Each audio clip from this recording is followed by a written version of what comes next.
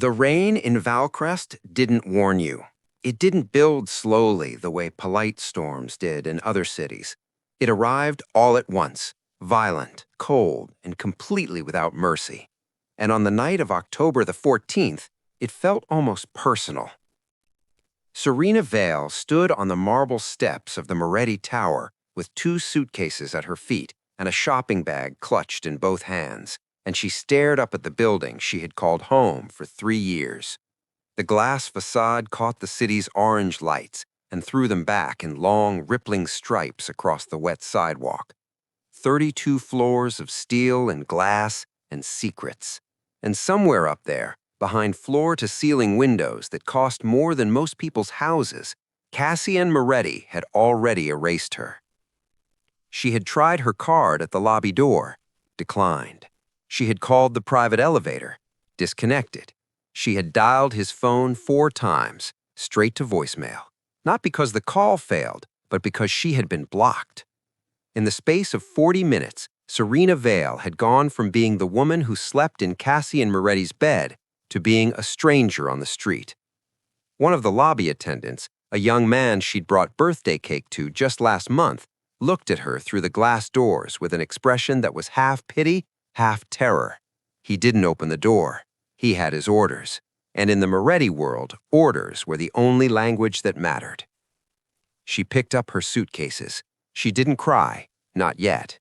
That would come later, in the single motel room she found 3 blocks away, where the walls smelled like cigarettes and the radiator made a sound like someone knocking to get out. She sat on the edge of the bed and opened her banking app for the 6th time, praying the screen would tell her something different. Every account, 0 balance. Not empty, frozen. There was a difference, and she knew it. An empty account meant the money was gone. A frozen account meant someone had reached in and stopped the world from turning, for her specifically.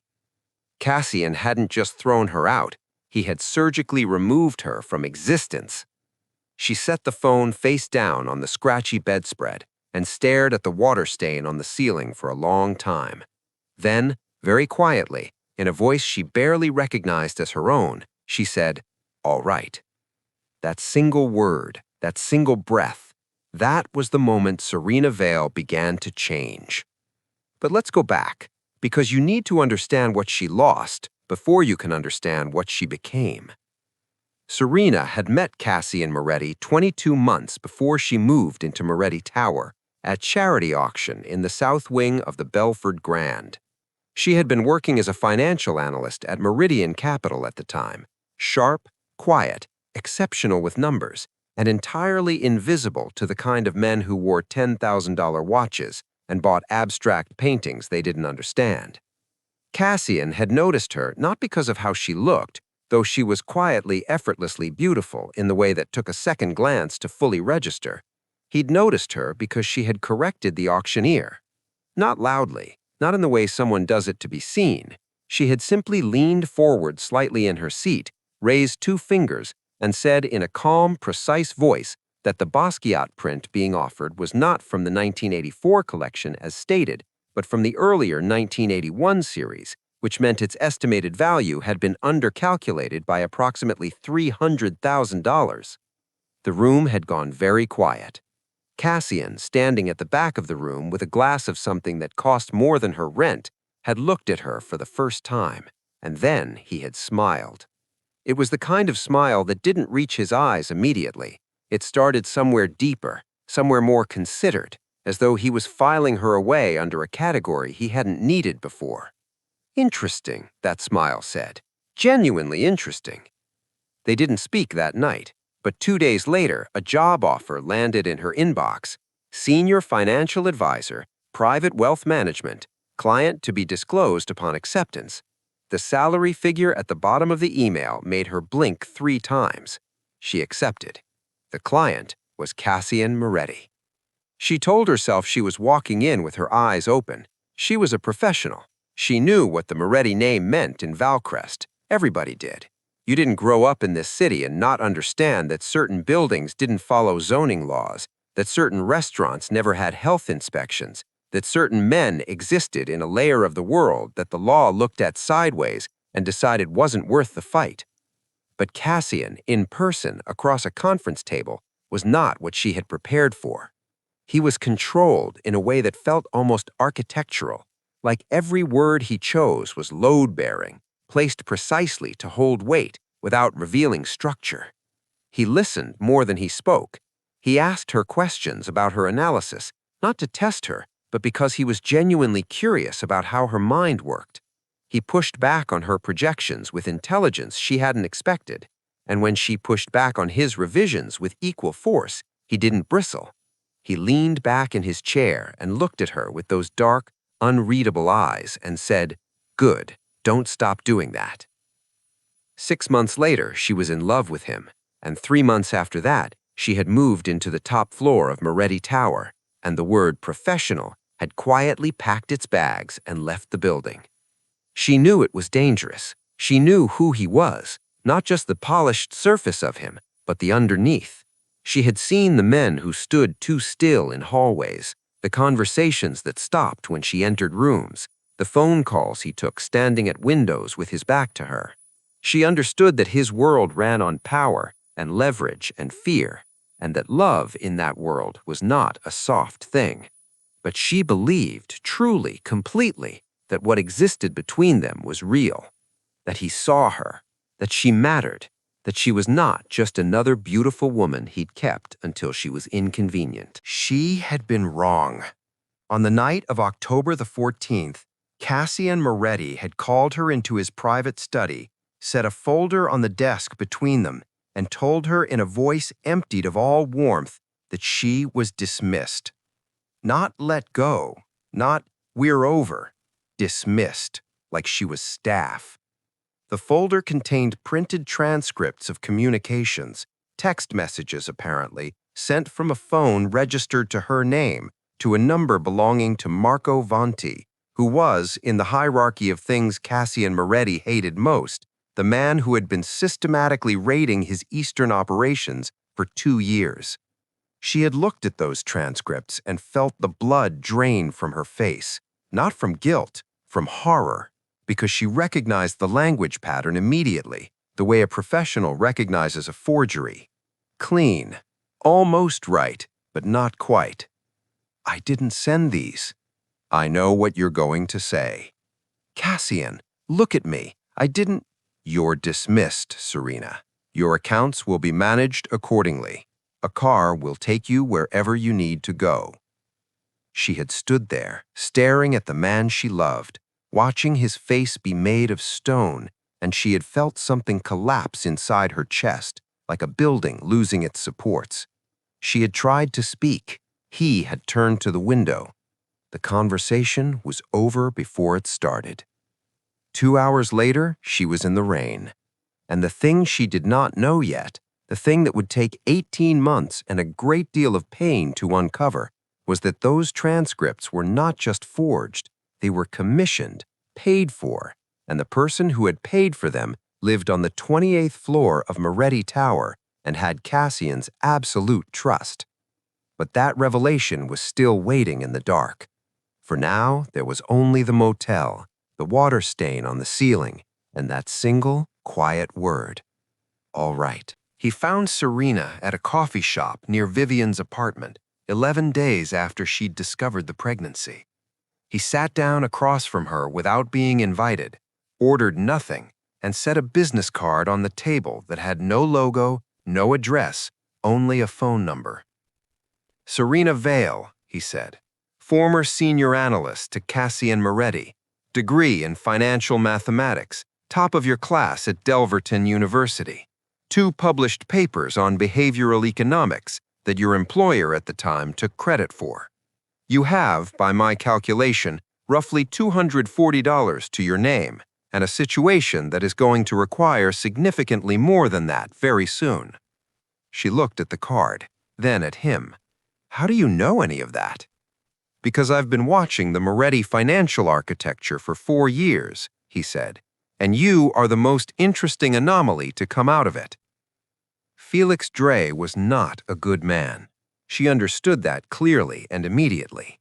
He operated outside the law with the same ease that other people operated within it, and his version of ethical behavior was largely a matter of what served his interests at a given moment. But he was brilliant, and he was honest about what he was. And in a world that had just revealed itself to be full of hidden agendas, she found that honesty perversely refreshing. He made her an offer. She would work for him, not as a subordinate, but as a partner, learning his business from the inside. She would learn how underground credit worked, how debt was structured to ensure loyalty rather than merely repayment, how financial leverage could be a more powerful weapon than any gun. In exchange, he would give her a stake, a starting position, a client book, a territory. Why? She asked. Because, he said, I am old and I am tired and I have no children, and you are the sharpest mind I've encountered in 15 years. And because, he paused, turning his coffee cup slightly, I suspect the lessons you learn in my world will eventually find their proper use. She took the card. She called the number that evening, and Serena Vale began her education. The months that followed were the hardest of her life, and, in a way she could only understand looking back, the most formative. She learned that money in Felix's world was not about accumulation, it was about obligation. When you lent someone money who had no other options, you weren't just giving them cash, you were giving them air to breathe. And that air came with strings, and the strings came with consequences, and the consequences were precisely, mathematically calculated. The interest wasn't punitive, it was architectural. It built structure into relationships that had none. It created hierarchy where chaos lived.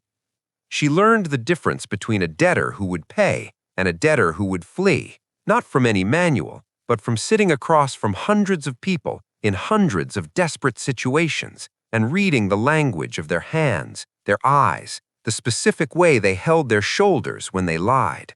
She learned, slowly and then all at once, that she was extraordinary at this.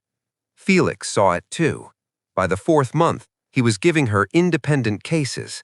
By the 7th, she had more than doubled the recovery rate on a book of defaulted accounts that his previous managers had written off.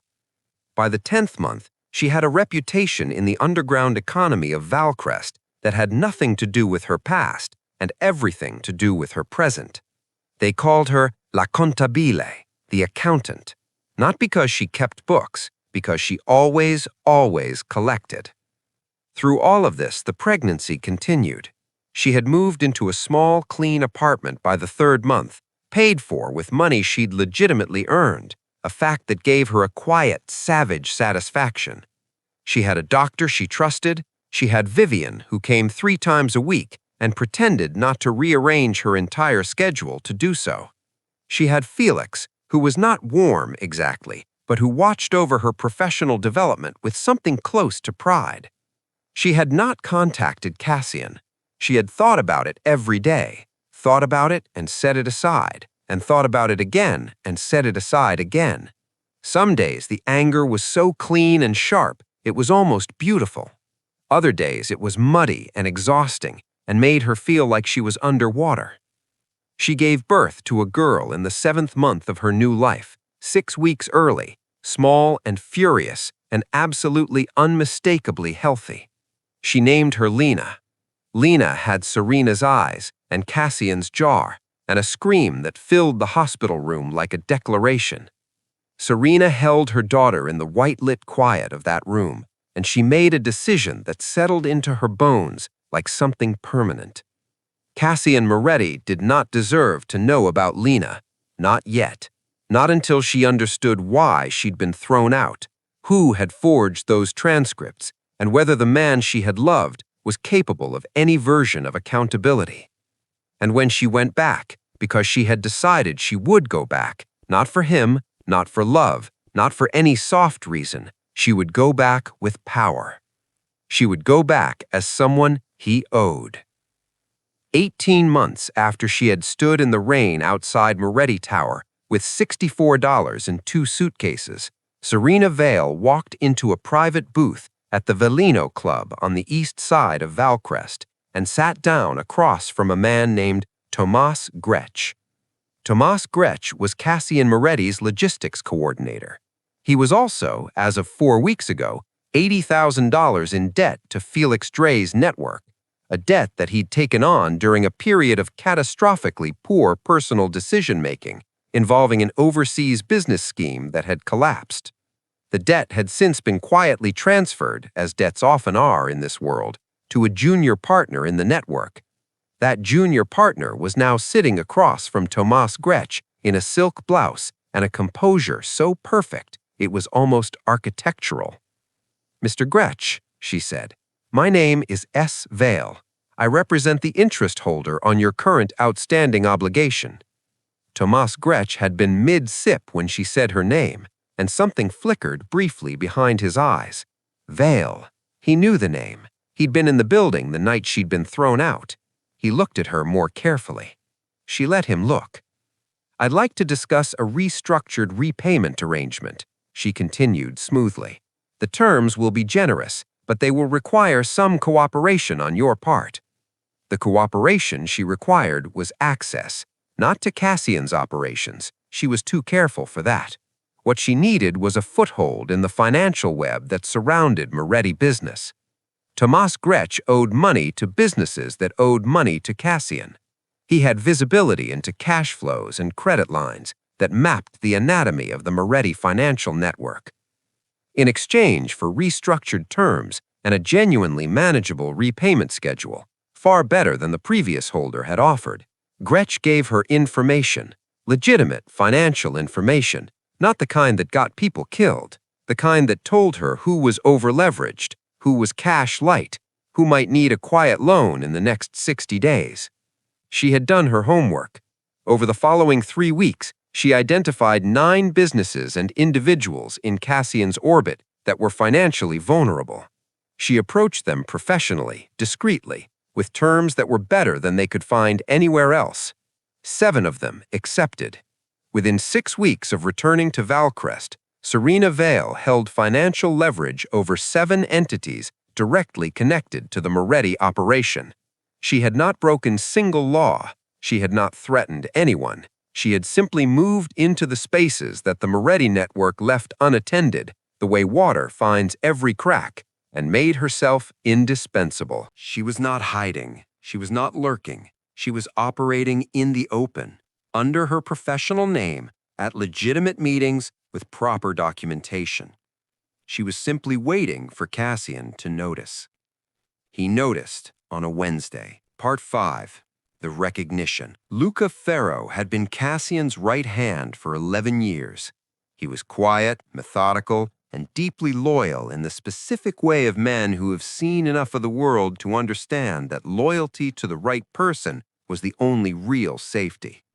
He was also, as it happened, exceptionally good at noticing patterns. He brought the information to Cassian at 8 in the morning, in the study where Cassian still sometimes stood at the window with his coffee and thought about things he didn't allow himself to think about directly. "There's a creditor," Lucas said, setting a slim folder on the desk. "Operating in our territory, eastern accounts mostly. Businesses in the Halvern district and 2 restaurants on Cedar Row. Nothing aggressive. Terms are fair, actually better than market. Nobody's complaining." Cassian picked up the folder. "Then why are you telling me?" "Because they took Grech and Pellini and Costas from the import house." Luca paused. "That's 7 names, boss, all connected to us. The pattern took me 3 weeks to see, but it's there." Cassian turned the pages. Names, figures, terms. He read carefully, the way he read everything, like the document might be hiding something if he wasn't paying full attention. "Who is it?" "Goes by S. Vale," Lucas said. "Represents a lending network. Felix Dre's outfit, but she's been operating independently within it for at least 10 months. She's careful, clean, all documentation legitimate." There was a pause. Not a long one, 2 seconds, maybe 3. But Cassian Moretti did not pause often, and when he did, Luca noticed. "S. Vale," Cassian repeated, very quietly. "Find out if it's her." Luca found out in 6 hours. He set a photograph on the desk that evening, taken that afternoon, outside one of the Halvern businesses. showing a woman in a navy coat walking away from a meeting. The angle caught her profile clearly. Cassian stood at his desk and looked at the photograph for a long time. Something happened in his face. Not much. He was too controlled for much. But Luca, who knew that face the way you know a map you've navigated for a decade, saw it. A small, complex tightening around a jaw. A slight deepening of something behind the eyes. "Tell her," Cassian said finally, "that I'd like to meet.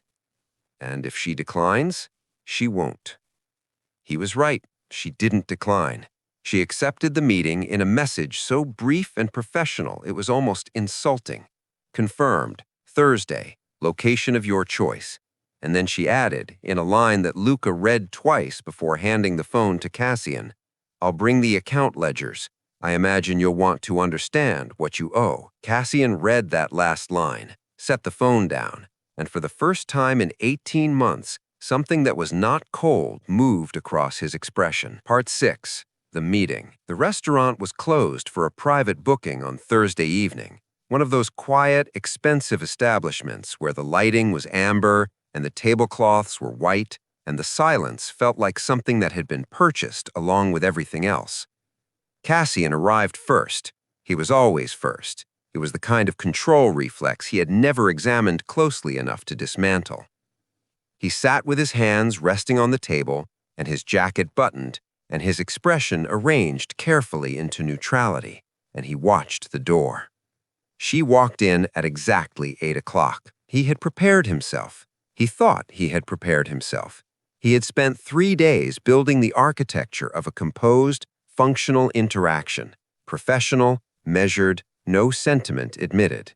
The preparation lasted approximately 4 seconds. She was different. Not in ways he could have precisely articulated. She was the same woman, the same face, the same particular quality of quiet intelligence in her eyes. But there was something else now, something he hadn't given her and she hadn't had when she left. A weight, the kind that comes not from sorrow, but from having survived sorrow and having discovered in the surviving that you are more than you thought you were. She wore a dark gray dress and carried a leather portfolio. She sat down across from him without hesitation, set the portfolio on the table, and looked at him with eyes that gave him nothing. "Cassian," she said. "Serena." Just their names exchanged in the amber light, and between them, 18 months of everything that had been broken. She opened the portfolio and set a document in front of him. He looked down at it. It was a clean, precise summary. 7 accounts, all legitimate, all documented, all showing obligations that had been acquired legally and were currently in good standing. The numbers were considerable. Not catastrophic, she hadn't been trying to ruin him, he registered that, but significant enough to matter. Significant enough to mean that if she called those obligations simultaneously, his Eastern operation would feel it. "You've been thorough," he said. "I've always been thorough," she said. "You knew that when you hired me." A beat. Why? He asked, and he meant the whole architecture of it.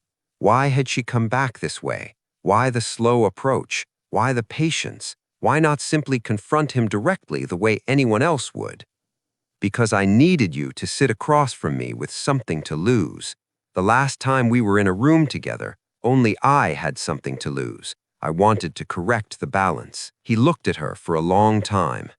"I believed those transcripts. I know you did.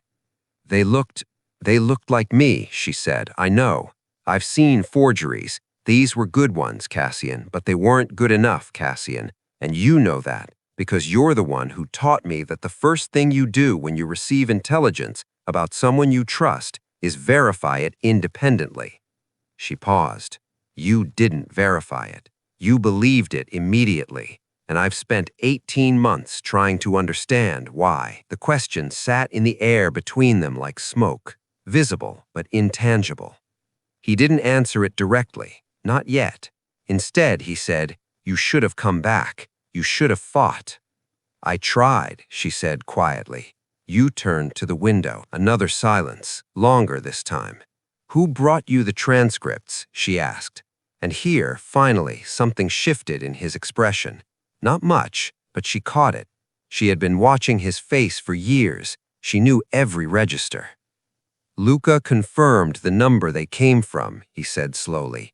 It was registered to my name, a phone registered to me that I didn't own, a number I'd never used. She leaned forward slightly. Cassian, who suggested you verify my loyalty in the first place?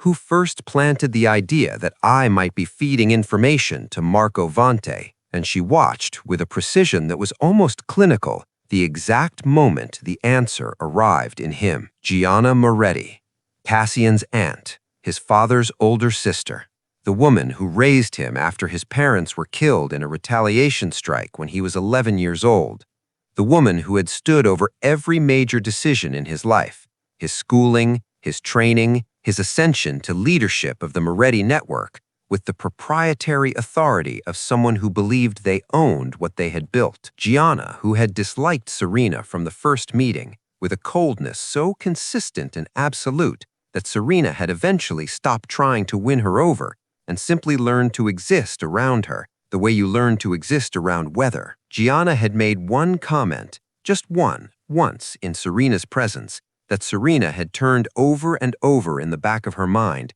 during 18 months of late nights and early mornings. A woman like that will always serve her own interests first.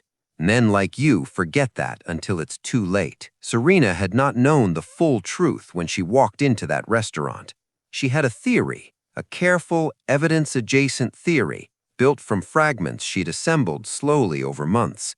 The pattern of the timing, the specific information in the transcripts, which was accurate but dated, the kind of accurate that meant it had come from inside, not from her, but from someone who had access to her files. The way Gianna was present in the building that night, unusual for a woman who normally kept to the family estate.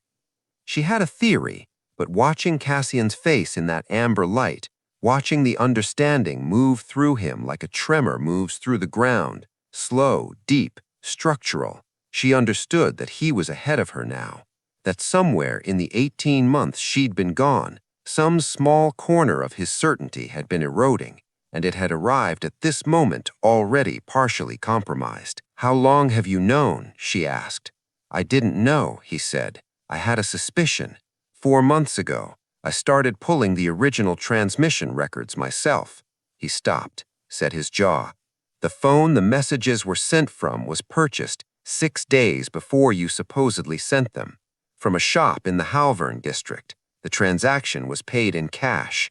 He paused. "Gianna's driver fills up at a station 2 blocks from that shop. I checked the dates." "That's circumstantial," she said. "I know," he met her eyes, "but I have more." The more was this. Marco Vante had been quietly arrested 4 months ago in connection with an unrelated matter, and in the process of negotiating his way to a lighter sentence, he offered information. Information about a contact inside the Moretti network who had approached him not to sell intelligence, but to suggest a frame, to offer the tools to build a case against. And there, in the small library with the fire and the autumn trees outside, and the accumulated weight of 18 months of separately lived life between them, Serena felt something move in her chest. Not the old love, that had been complicated by everything that followed, but something that was perhaps the beginning of what the old love could become if handled carefully, on both sides, with eyes fully open. "Yes," she said, "but not yet. Not until I'm sure." "Sure of what?" "Sure of you." He nodded, once, accepting the terms, because whatever Cassian Moretti had been before, he was, in this moment, in this library, capable of that much. Part 9. The Balance of Debts. There was still the matter of the accounts. The 7 obligations Serena held in the Moretti financial network were real, and they did not disappear because of personal revelations in a library. She had not acquired them as weapons, or not only as weapons. She had acquired them because she was genuinely, professionally excellent at what she now did, and because building legitimate leverage had been the only way she knew to ensure that the conversation she needed to have would happen on equal footing. Now she had to decide what to do with them. She met with Felix Dre on the morning of the third day. He was at his usual table at the usual coffee shop, because Felix Dre, despite the clandestine nature of his professional life, was a creature of absolute routine in his personal one. He looked at her over his reading glasses and said nothing for a moment. Then, "How did it go?" "As expected," she said, "and more than expected." She told him about Gianna, about the pregnancy, about the library. He listened with the attention of someone who has spent 60 years learning that the most interesting stories are always about people who thought they were in control. "What do you want to do with the accounts?" he asked. "Nothing aggressive," she said. "The businesses are sound, the terms are fair. I want to transfer them to independent management, not back to your network, but to a separate entity I'll establish. Clean, transparent, registered." She paused. "I'm not trying to bleed the Moretti operation. I never was." "I know," Felix said. "That's why you were extraordinary at this, by the way. The creditors who try to extract maximum pain always end up with ruins. You understood from the beginning that the most powerful position is being the person everyone needs." She smiled slightly, the first real smile in several days. "There's one more thing," she said. She had, during the research that had led her back to Valcrest, come across something that had nothing to do with her personal situation and everything to do with the financial architecture of the Moretti network, a vulnerability, not in Cassian's direct holdings, in the way that Marco Vante's people had been quietly acquiring debt instruments from businesses on the western edge of Cassian's territory, a financial encirclement strategy executed slowly enough that it hadn't registered as a threat yet. But it would. In approximately 90 days, if it ran its course, Marco Vante would own enough of the Moretti Western operations debt to trigger a cascade of defaults that would create a financial crisis serious enough to be destabilizing, not ruinous, but damaging. And in the Moretti world, financial damage invited other kinds of attention. She had seen it. She had the documentation. She had built the map. She took that map to Cassian, not as a gift, not as a romantic gesture, as a professional consultation for which she presented a clearly itemized invoice. He read the documentation in silence for a long time. Then he looked up at her with an expression that mixed something like admiration with something that was trying very hard not to be amusement. "You're billing me?" he said. "You're a client," she said. "I thought I was—" He stopped. "What?" she asked. "Something more than that." She looked at him steadily. "Yes," she said, "you are. But this work stands on its own, and it gets paid on its own. Those are two separate things, and I need them to stay separate."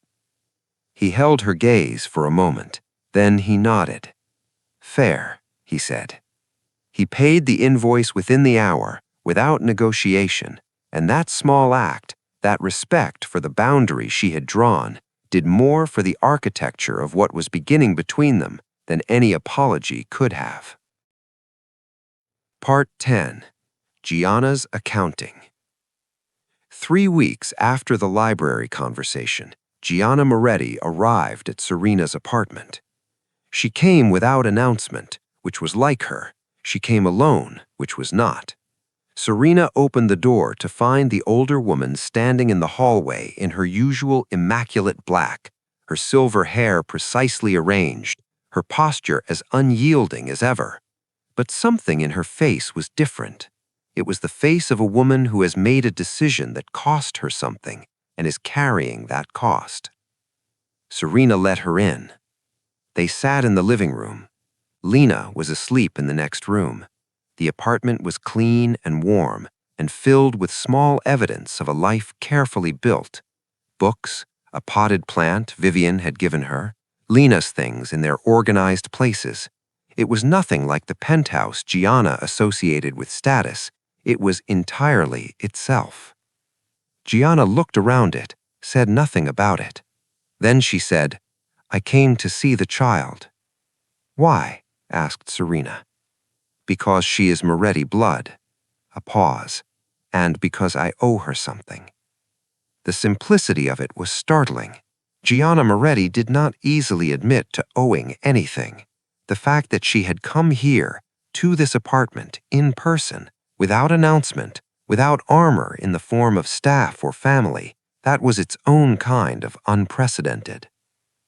"What you did," Serena said quietly, "could have cost Lena her father, could have cost her everything." "I know." "You didn't care about that at the time." "No," Gianna said. The word sat between them, unqualified, undefended. "I didn't." "What changed?" Gianna looked at her for a long moment. "Cassian," she said finally. "He looked at me the way his father used to look at people who had disappointed him past the point of recovery. I raised that boy. I know every expression that face makes." She stopped. "I had not considered that I could lose him, too." It was not an apology in any conventional sense. It was not warm, but it was real. And Gianna Moretti was not a woman who manufactured reality for the convenience of other people's comfort. What she offered is what she had, and what she had was the truth of her own reckoning. Serena thought about it for a moment. Then she stood up and said, "Come with me." She took Gianna to the doorway of Lena's room. The baby was asleep on her back with her arms flung wide in the absolute, boneless abandon of infant sleep, her dark lashes against her cheeks, her small chest rising and falling, her face carrying that particular serenity that belonged only to the very young and the very trusting. Gianna stood at the doorway and looked at her great niece for a long, silent moment. Something happened in her face that Serena had never seen there before. Something that was not power or control or calculation. Something simply human. "She looks like my brother," Gianna said quietly. "Cassian's father." "I know," Serena said. "I noticed that too." They stood in the doorway together in silence, and in that silence, something neither of them would have predicted, something careful and fragile and in need of significant time to become anything real, began, tentatively, to exist. It was not forgiveness, not yet, perhaps not ever in the simple, clean sense, but it was an acknowledgement that both of them were standing in a future that neither of them had planned, and that the child asleep in that room was the center of it, and that the center deserved better than what had come before. That would have to be enough for now. Part 11. What Trust Looks Like Rebuilt. The months that followed were not a fairy tale. They were not a clean, cinematic reconciliation with swelling music and golden light. They were careful, measured, full of moments where old wounds sent up signals from underneath healed skin, reminding both of them that healing and healed are not the same word. Cassian met Lena for the first time on a Sunday morning in October, exactly a year after Serena had stood in the rain outside his tower. He arrived at her apartment with nothing, no flowers, no extravagant gesture, because he understood instinctively that Serena would read a large gesture as compensation, and what this moment required was presence, not performance. Serena handed him his daughter. He held her like a man holding something he did not deserve and intended to protect with everything he had, both things true simultaneously, both things visible in the way his arms adjusted, the way his face changed, the way he was very, very quiet for a long time. Lena looked up at him with Serena's eyes and grabbed his finger with a grip that was, for her size, surprisingly authoritative. Cassian looked at Serena over the baby's head, and there, in his eyes, was not the stone she had lived with for so long in memory. There was something raw and open and entirely unguarded, the look of a man who had arrived, through pain and error and the hard discipline of accountability, at something true. "Thank you," he said. She didn't answer immediately. She looked at him, really looked at him, the way she had learned to look at people in 18 months of reading them across difficult tables. She looked for the shape of what he was now versus what he had been. She looked for the evidence of change, not because she was suspicious, but because she needed it to be real.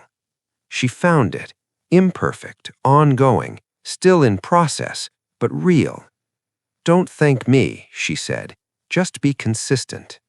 He nodded, and then, because some things don't need more words than they already have, he looked back down at his daughter and began the long, irreplaceable work of simply being there. Serena's financial practice grew. She formalized it, registered, licensed, legitimate, and built it into something that existed entirely on its own terms, funded by her own work, answerable to no one but herself and her clients.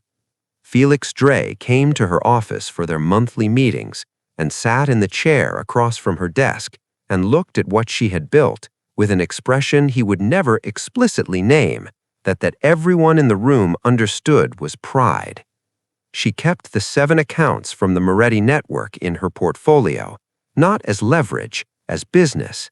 They were performing well, the terms were fair, and her clients valued the professionalism. Cassian never asked her to release them or transfer them. He understood, without it being stated, that they were not about power over him, they were proof of power in herself. That distinction between power over and power within was something she had learned in 18 months of building from zero, and it was the most important lesson she had ever received from any of her educations. The Moretti network, meanwhile, had quietly neutralized the Marco Vante financial encirclement strategy, using the documentation Serena had provided, translated into action by Luca with his usual quiet efficiency. Marco Vante, deprived of his financial lever and facing the consequences of the information he'd shared with authorities during his arrest, had withdrawn to whatever corner of the world he inhabited when he was recalculating. He was not finished, probably. Men like Marco were never finished, but he was set back, and the Western operations were secured, and the cascade that was 90 days away was dismantled before it could fall. Cassian sent Serena a handwritten note the day it was resolved. 3 sentences. "The Western problem is closed. Your analysis was flawless. I still owe you interest on that invoice." She smiled at the note, folded it, kept it. They had dinner together twice a week, sometimes at his house, sometimes at hers, sometimes in neutral territory in the form of restaurants where they could sit across from each other without the weight of either of their homes pressing on the conversation. They talked about Lena, who was growing with the single-minded enthusiasm of someone who had decided the world was entirely hers and intended to explore all of it. They talked about work, genuinely, professionally, with the mutual respect of 2 people who found each other's minds as interesting as anything else. They talked, sometimes carefully, about the things between them that were still tender, and on those occasions, neither of them rushed to resolution. They had both learned, in different ways, that resolution reached before its time was just suppression with better optics. What they were building was slow. It was not a return to what they had been. It was something new, something that had the foundations of what had existed before, but built differently now, with different materials, and with both of them doing the actual work of construction instead of simply assuming it would hold. One evening in late November, they were sitting in the library at the Averley house, Lena asleep in the room that Cassian quietly, without announcement, converted into a nursery in the weeks after meeting her, and the fire was doing what fires do in late November, which is make the room feel like it exists outside of time. Cassian was reading. Serena was reviewing a contract. At some point, she looked up and found him watching her, not the page, with an expression that was for Cassian Moretti startlingly unguarded. "What?" she said. "Nothing," he said. "I was just—" He stopped, started again with the particular awkwardness of a man who is entirely fluent in power and entirely ungainly in vulnerability. "I was thinking that this is the thing I was most afraid of, this exact thing. Reading contracts in a library? Not being alone." She looked at him. The fire made shadows that moved like water on the walls. "You're not," she said. "No," he said. "I know." Epilogue. The accounting is closed. 1 year, 2 months, and 11 days after the night she stood in the rain with $64 and 2 suitcases, Serena Vale closed the books on the year that had remade her. Not symbolically, literally. She sat in her office on the morning of December 23rd and reviewed the annual accounts of S. Vale Financial Consulting, and the numbers were, by any standard, extraordinary. 14 active clients, 3 strategic financial partnerships, one of which had already generated significant returns for both parties, a reputation earned purely, built without shortcuts, that had people seeking her out rather than the other way around. Felix Dre retired in January. He gave her the letter formally in his usual style, brief, precise, a single page, and at the bottom he had written, "You surpassed what I taught you before you finished learning it. That is the right student." She framed it, not on the wall, that would have been too declarative, in the top drawer of her desk, where she could find it when she needed it. Lena turned 1 in the new year, at a gathering that was small and warm and absolutely chaotic, with the specific energy of a toddler who has been given cake for the first time and has decided this is the greatest discovery in human history. Cassian came. He sat on the floor of the living room with his daughter and helped her destroy a cardboard box with the focused enjoyment of a man who had forgotten, until recently, that this was something he was allowed to be. Gianna came. She and Serena were not close and would likely never be. Some damage takes longer than a year to move through. But Gianna sat in the corner of the room with Lena, with an expression that was, in its stillness, a form of reckoning. A woman of immense control, sitting with the consequences of her decisions and choosing this time